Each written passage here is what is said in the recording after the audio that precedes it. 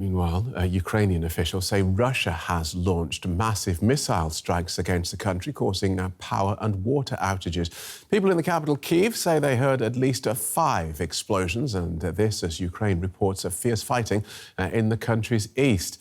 In his nightly address, President Zelenskyy said Ukrainian troops had repelled the latest Russian attacks in the Donetsk region.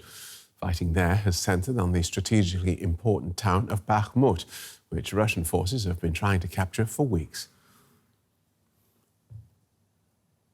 Well, I discussed the attack with Kyiv's mayor, Vitali Klitschko. Good evening, everyone. It's today this massive attack, reckless attack to our hometown.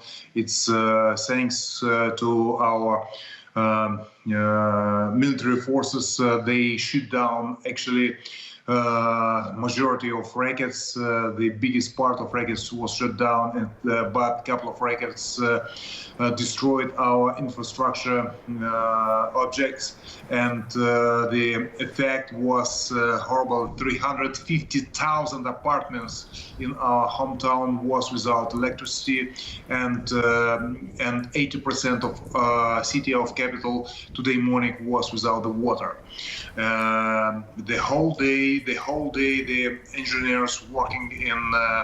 Right now, we're starting to give back the electricity and also water, but it's my personal opinion. Is Russian forces not successful right now on the front line, and they make a change the tactics right now to make a pressure to civilian people to destroy the life of normal people, to want to freezing whole population in the city, not just in city Kyiv. It's in other cities also was in under a rocket attack. Understood. So as winter approaches then, does it look like Russia is going to achieve these aims that you ascribe to it, to demoralise people in your city as winter approaches?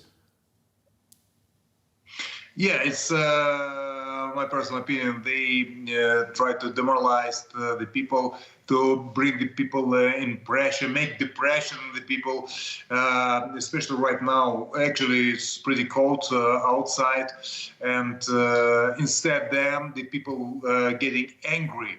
And we understand it's unhuman rights. It's like the Russians do it as terrorists. And the people are very angry about that, and we're ready to defend our houses, our cities, and our homeland.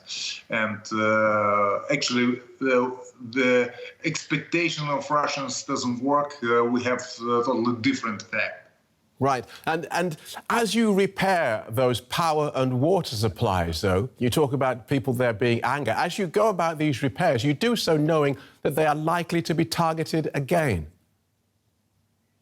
Definitely, Russians change the tactic.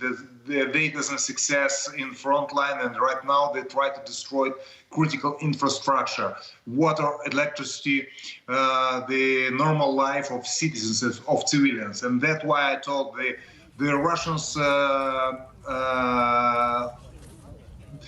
explain the fake news.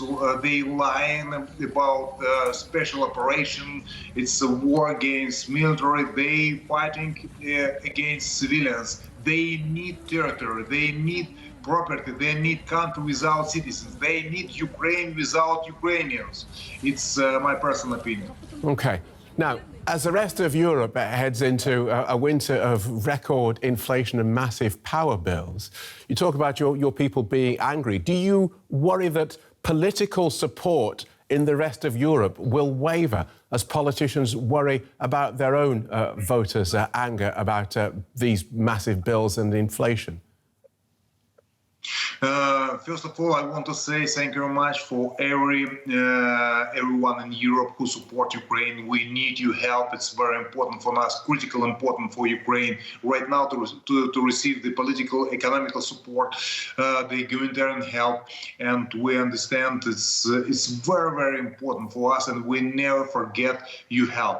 And please, stay with Ukraine is very important for us because we're fighting and defending not just our homes and our country. We're defending every one of you in Europe. We're fighting for the same democratic values, for human rights, for press freedom, for democratic values, and we're defending you because I'm more than sure the Russians go so far as far we allowed to go.